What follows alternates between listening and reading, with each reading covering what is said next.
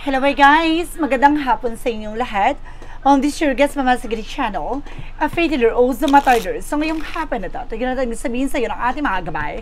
So this is a special gabay for the month of June 19 hanggang June 24 for the sign off. For the sign off, Pisces. So Pisces, welcome to my channel.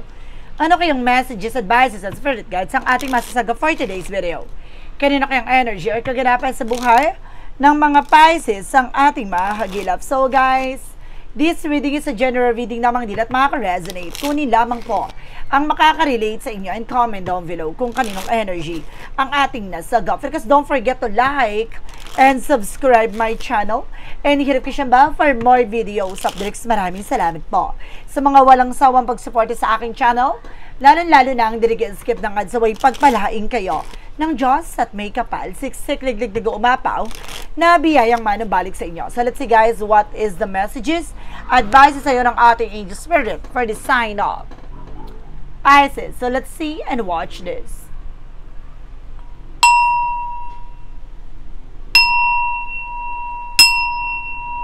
Angel spirit guide, please give me information para kang sabihin sa'yo ng ating mga baraha. Tutuklasin at alamin na natin yan guys. So let's see. So, there's a Knight of Swords. So, some of you guys na nagkakaroon ng anxiety, sleepless nights, no? Nahihirapan ka sa pagtulog, no? Balisa ka, hindi ka mapakali, no? Maraming gumugulo sa iyong isipan, no? Maraming mga tumatakbo sa utak mo, no? Kahit na natutulog ka na parang bukas pa rin ang diwa mo. And there's a Seven of Wands, no? The protection at pangalagaan mo yung groans mo, no? Let's see, and there's a Magician for manifestation. So, lahat ng mga bagay na to ay maaaring there's a power of God na maaaring pagkakaloob sa iyo. And because at the same time, kumaga kailangan protection at pangalagaan mo yung sarili mo, there's something doing black magic to you, no? So, let's see. And there's a full card for a leap of faith, no? Maniwala at magtiwala ka. Sa ating pong may kapal, there's something a new beginning, nasa tamang proseso ka.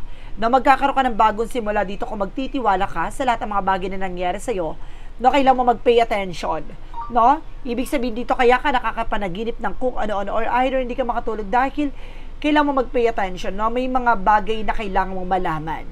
Now, what is additional messages? And there's something the Knight of Wands, no? There's something near to success, no? Napakalapit mo na para magtagumpay. No, kailangan mo magtiyaga or either kumaga na parang na-overpatig ka, no? Parang na-pressure ka na sa lahat na nangyayari, ganon. Kumbaga maraming tumatakbo sa isip mo, hindi mo na alam kung paano may control, no? At the same time, may gusto ka mga bagay na mangyayari or may sakatuparan agad-agad, na parang nagmamadali kang matapos, no? Or makuha yung bagay na yon. Ang nangyayari kasi, no? Ang nangyayari, nagkakaroon ka ng anxiety, sleepless nights, dahil sa pag-overthink, no? Sa pag-iisip ng kung ano-ano, kung paano mo matatapos agad-agad, to, paano mo makukuha. No, kailangan mong dumaan sa tamang proseso. And there's something the world. No, the world represents something travel, success, accomplishment. Na maaaring may mga bagay na magtagumpay ka na. No, may mga bagay na may isang katuparan mo na. And there's a Six of Swords with the transition. Unti-unti ka na raw makakalaya sa hindi maganda sitwasyon. No, unti-unti ka na makakalaya at makakawala dyan from negativities, no?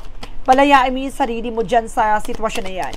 No, kailangan mong maging natural, no? Or either, kumbaga, stop trying so hard to control the situation, no? Wag mo na control yung situation, hayaan mo siya mangyari ng kusa. The more na pinipressure mo yung sarili mo, the more na parang pinipilit mo yung isang bagay, hindi yan magwawagi. Lalo ka lang magkakaroon ng problema sa sarili mo. And there's a Four of Wands by celebration. Some of you guys, no? Magtutuloy-tuloy na raw ang celebration na magaganap sa'yo at kailangan mo protection at pangalagaan mo yung sarili mo. No, and there's the King of Pentacles. No, magkaroon ka ng secure at practicality. No, lahat ng bagay na yung mga manifest mo. No, kailangan mo lang talaga mag-pay attentions sa kung ano man yung mga bagay na meron ka. No? What is the additional messages? Represent with the Three of Cups. For celebrations, no, maraming celebration na magaganap dito, guys. No? There's something in new beginning. No, and of course, there's something in process and progress. So, damadaan ka sa tamang proseso, no? And there's a King of Cups na may devoted supportive person dito na maaaring ginagawayan ka or maaaring tinutulungan ka, no? What is the word? Represent what? The Eight of Pentacles. Na mag-focus ka sa trabaho, negosyo, hanap buhay mo. Huwag ka magpapadistract. Na huwag ka magpapalinlang. No, mag-focus ka sa kung naman yung bagay na priorities mo. Na some of you magkakaroon ka talaga ng travel accomplishment. additional messages. And there's a Nine of Pentacles, there's a potential with abundance. Na may potential para maging masaganang pamumuhay mo. No, wag mo lang i-pressure, wag ka magmadali. No? Kapag nagmamadali ka, lalo ka matitisod. At the same time, there's something, the Eight of Cups, something moving forward. Makaka-move on ka rin from that. No? Makakawala at makakalaya ka rin dyan. No? Kailangan mo lang magpatuloy sa ginagawa mo. There's a Devil card. See? There's a something magician. Ibig sabihin talaga may gumagawa talaga ng hindi maganda sa'yo. No? Kaya ka nakakaranas sa delays and cancellation dahil may humakadlak at humaharang na magagandang opportunities sa'yo. And there's something, the High Priestess. There's a hidden agenda or hidden enemies. So, may mystery talaga sa likod dito. No, talagang nasa paligid mo talaga ang mismong lumalason sa eksena mo. Na mag-ingat ka, no, sa mga taong nakakasalamuha mo at nakakasama mo dahil hindi lahat ng mga nakikita mo nakangiti, no, sa iyong harapan ay maaaring kasama mo sa tagumpay na yan, no? Kumbaga, yung mga tao na yan, yung mga tusot, mga taong plastic at mapagkunwari, mapagpanggap, no, kaya kailangan matuto kang mangilatis, no? And there's a judgment for a wake-up call. Parang pinapaalalahanan ka, you need to pay attention, no? Kaya napakalapit mo na para mag-succeed. Alam mo yung bagay na makukuha mo na pero biglang cancel, biglang udlot, no? Kasi may taong sa paligid mo na evil eye. There is the Page of Pentacles for invest wisely, no? Kumbaga maging wise ka na ngayon, no? Sa lahat ng gagawin mo, kung itong bagay na ito may benefits ba sa'yo itong bagay na ito, kumbaga kung saan ka mag-grow, saan ka magkakaroon ng expansion, yun ang tutukan mo, no? Palawigin mo yan. So, let's see what is your messages about sa outcome. For the outcome, there's a Four of Swords, something rest. No, ipahinga mo yung katawan, lupa mo at isip mo. No, sabi ko na nga ba hindi ka makatulog dahil nag-overthink, no? At marami talagang bagahi ang utak mo. And there's a Five of Swords, nagkakaroon ng self-sabotage not because of your action and decision. No, kaya kailangan, bago ka mag-take ng decision and actions, no, and movement, kailangan na mo munang bubusisiin pag-aaralan. And there's a jar card, see? There's an action and movement. Magkakaroon ng changes and development sa situations mo. No? And there's a Ace of Cups. No? There's something in new love, new offer. No? There's something in new beginning, new passion. No? Meron ako nakikita dito guys, a new blessing. No? May blessing na paparating dito. No? Meron lang umaharang, no? And there's something, the Five of Cups, something disappointment. No? Some of you guys, kaya nangyayari, nagkakaroon ka ng disappointment. No, ganun din sa love life, kaya nagkakaleche-leche ang pag-ibig mo No, dahil itong tao na to talaga, yung pinagkukwentuhan mo, yung pala yung taong naiinggit sa'yo. Inggit tera. And there's a Two of Swords, there's a decision that you need to make. No, kailangan mo mag-decision dito. And you need to take an action from this. So, let's see. Hanapin natin, agilapin pa natin anong ganap sa'yo. Pagdating sa finances and career, love life at kalusugan mo. Alamin na natin yan, guys. So, let's watch this. Okay. Let's see, pagdating sa finances and career. So, there is something, the Five of Pentacles. Some of you nakakaranas ka ng financial crisis, financial loss, financial difficulties, or problema about sa negosyo. And there's an Ace of Pentacles. There's something, a big shot and big money coming in for you. May malaking perang darating, may malaking opportunities na darating talaga. No? And there's a Wheel of Fortune. There's a destiny is yours. Talaga nasa palad mo. Nasa kapalaran mong ipagkalob sa ito. Abot kamay, See? No? Kumbaga may mga bagay na nasayang nasira, no? But definitely, mapangakawakan mo at makakawakan mo talaga. See? Balance. A turning back, no? And there's something else. See, diba? Puro pag-abot at pagbigat, pagtanggap. At magtutuloy-tuloy na raw about sa finances mo. Pasabog. And there's a Star card, healing and recovery. Magkakaroon ka talaga ng healing at recovery dito, guys, no? Kagalingan, at katuparan sa mga pangarap mo. And there's a Knight of Swords. Bibilis na takbo ng sitwasyon. Babangon at makakabangon ka. Na pagdating naman tayo sa love life, there's a Knight of Cups. May offer. No? May apology at mag-ingat kayo dyan. No?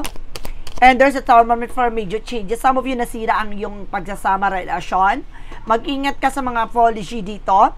There's the lovers. No? May about talaga about sa pag-ibig sa relasyon, about sa love life. Sa pagsasama, sa bagong pag-ibig. No? There's something new romantic offer.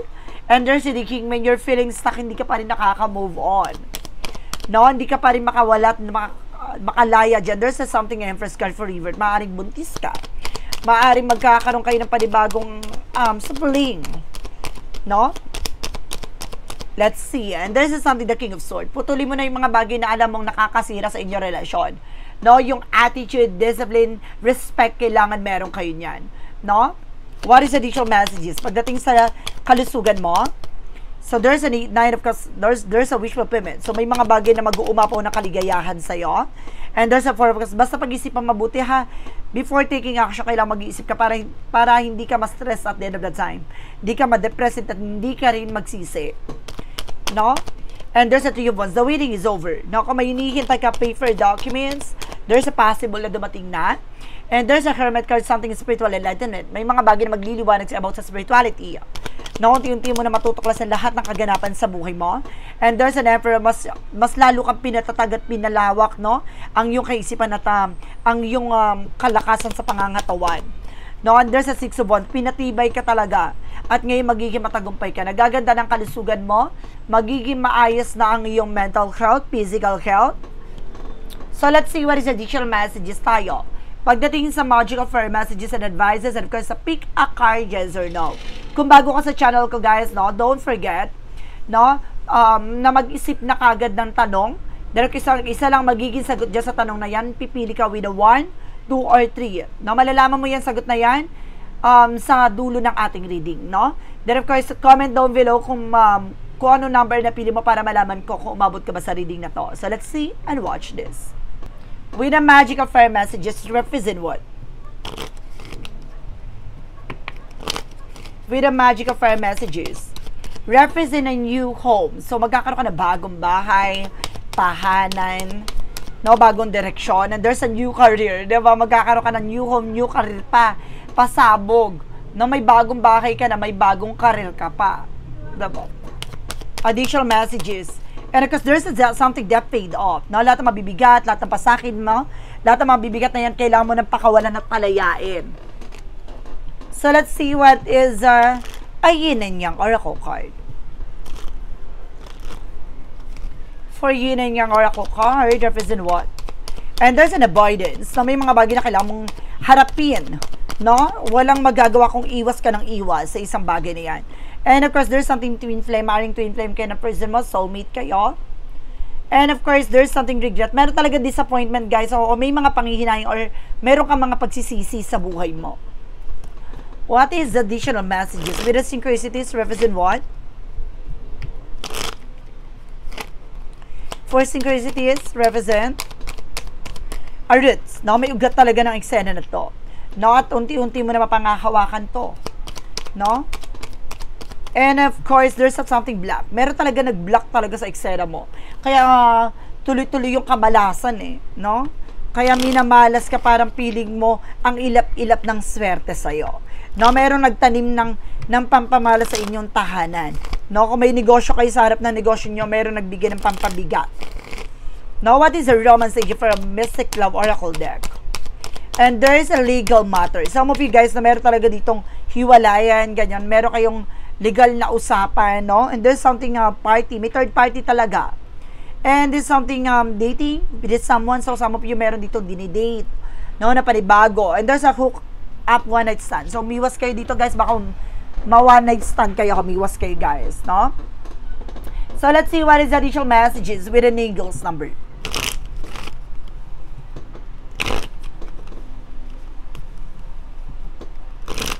For an Angel's number, represent there is a 222 with alignment, no? How do you move forward towards your life through calling? Do what make you happy. Your enthusiasm is what keeps you going. Follow your interest. It is a pick by something. Follow in these routes will help you to discover your life purpose. No, kailangan mo sumunod sa tamang proseso. No, nakalinya talaga lahat ng bagay na ito. Unti-unti mo rin madidiscover sa sarili mo lahat ng bagay na kailangan mo malaman. No, na kailangan mong sundin at kailangan mo may isang katuparan. What is the Money Move Oracle deck? What is the Money Move Oracle deck? There's a loyalty. Be loyal with your friends. No? Or either meron tayong loyal sa'yo. So, let's see what lies beneath with a hidden future. Ano yung mga bagay na nakatago sa hinaharap mo? Represent with the fake friends. I told you. No, meron ditong loyal friend, may fake friend. So, piliin mo. No, yung mga taong pagkakatiwalaan mo. Yan yung nasa likod nito. No, and there's a shadow work represent what? No, there's an evil eye ako na sense talaga, guys. No, what is a shadow work? Represent with a break chain. No, self-limiting beliefs. The only way to overcome blocks is to confront them. So, see? Ito yun eh. No, isa sa bagay na makakaalis ka at makakawala ka dyan sa sitwasyon na yun yung kailangan mong harapin. No, kailangan mong solusyonan. What is the clarifying for love situation? Clarifying for love situation represent what? Represent what? Faith heaven. Believe in the safety of your return as Beric journey leads back to comfort. No? Kumbaga magtiwala ka. No? Sa lahat ng maniwala ka, sa lahat ng bagay na bumabalik at babalik sa'yo, no? Ito ay makakabuti lamang sa'yo. So, let's see what is the clarifying for life situation. Pagdating sa pag-ibig, no? Kumbaga, kailangan mong depensa at proteksyonan yung sarili mo, no? Kailangan mo pangalagaan ito at maniwala ka na kung ang itong mga tao na to babalik, ibig sabihin palpak ang pinalit, no? What is the clarifying for life situation? And there's something divine timing. So, see, nasa panahon lang yan. No? Ika nga. No? Masaya ka ngayon? Sige. No? Damnamin mo yan. No? When the time has come, talagang, di ba, babalikan ka ng karma. Ganun yan. No? Kaya kung ito ay panahon at pagkakataon mo, sige, ilaban mo. Pero darating yung araw chapter mo naman ang babasahin ito. Be patient for something. Take time to manifest fully in your life. So, see? Kumbaga, habaan mo yung pasensya mo dahil hindi sa lahat ng oras at panahon, no, ibibigay sa'yo agad-agad yan. So, just wait for perfect timing. Kung para sa iyan, para sa iyan. Na makukuha mo sa buhay mo yan. Let's see what is the path of the light. No? Let's see what is the path of the light represent what? What is the path of the light? Represent, guys, with energetic actions. I focus on my heart and take meaningful action in the present moment. For things I cannot change, I release them, placing my trust in God's hands. God plans and surrendering and find peace and empowerment. So, see? Kumaga naniniwala ka sa lahat ng eksena ito, pabibilis ang takbo ng sitwasyon mo. No? At magliliwalag at mag-focus ka lang dapat sa gagawin mo na nanggagaling dapat sa puso mo. No? Kung itong bagay na to ay gusto mo at mahal mo, gawin mo yung bagay na yan. Na ipagkakalob sa iyo ng ating Panginoon yung mga bagay na para sa iyo talaga. Let's see what is the pick a card, yes or no. So let's see and watch this. Okay. With the pick a card, yes or no. Umpisa na natin. Let's start with the number 1. Kasi hindi nakapili na number 1 na ito na yan. And there's a no. Crack in your facade, unsupported, drying out. No, see? Ibig sabihin nito, may lamat na.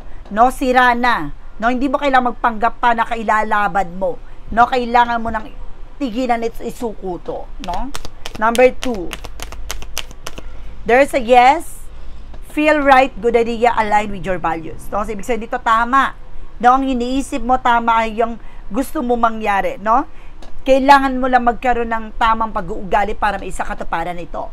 No? Magkaroon ka ng control, magkaroon ka ng manageable time, no? Ganun dapat, no? Kailangan meron kang discipline and of course respect dito sa ginagawa mo. Number 3, represent with a no. Misled by false signal. Steer clear. Ibig sabihin dito, no? Itigil mo yan. No? Isang paalala sa'yo dito na isang senyales or babalaan na kailangan mong itigil at ihinto na yan. No? Hindi pa ready, hindi pa hulmado ang bagay o sitwasyon. No? Mapapahama ka o may lalagay ka na sa sitwasyon na pagsisisihan mo. No? So guys, this is a special gabay for the month of June 19 hanggang June 24 for the sign of Pisces. So Pisces, maraming salamat po for this wonderful reading. So once again, this reading is a general reading lamang. Hindi lahat makaka-resonate, kunin lamang po makaka-relate sa inyo. And comment down below kung kaninong energy ang ating nasagap. And of course, don't forget to like and subscribe my channel and hit notification bell for more videos update. Kasi maraming salamat po sa mga walang sawang pagsuporta sa aking channel. Lalo-lalo na ang dirigin sakip ng adzaway pagpalain kayo ng Diyos at may kapal siksik liglig na gumapaw na biyayang manabalik sa inyo. At maraming salamat po. And see you the next video. Bye-bye and babush.